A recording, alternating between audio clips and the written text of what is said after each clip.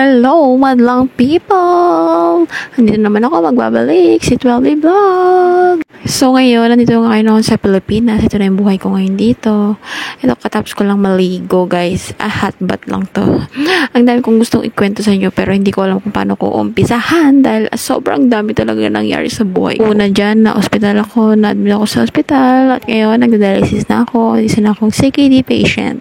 So ngayon, guys, ang dami kong gustong i-share kaso hindi ko alam kung paano ko umpisahan. So, step by step na lang tayo, guys, para mas madali.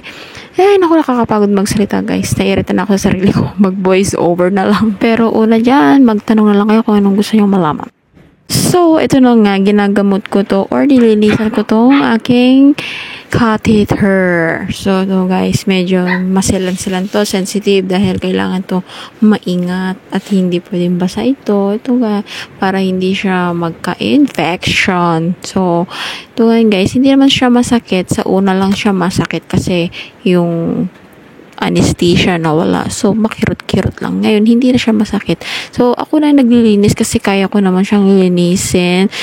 Ay, nako, buhay talaga. Dapat lagi ka may pera dito, guys. So, dito na pumapasok. Ang dami kong tinatanong sa sarili ko na parang iniwan ako ng lahat. Ay, char! Ang daming drama.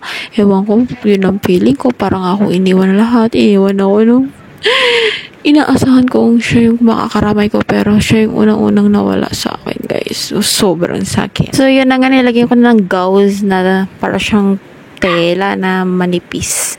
Pantakip yan, tsaka gas plaster. Hindi ko na alam kung anong oras nitong time na to, pero sobrang gabi na, siguro mga alas 10 na, naglilinis pa ako kung ano nung pinagagawa ko sa sarili ko para malibang lang, dahil ang dami ko na namang iniisip sa sarili ko na bakit mo ako iniwan, bakit mo ako iniwan sa pagkakataong kailangan kita, char. Pero ito lang talaga yung oras na meron ako. So, linis na lang ako sa buhay ko. Ito lang pinagkakabalahan ko sa bahay. Matutulog ako sa umaga, maglilinis sa gabi.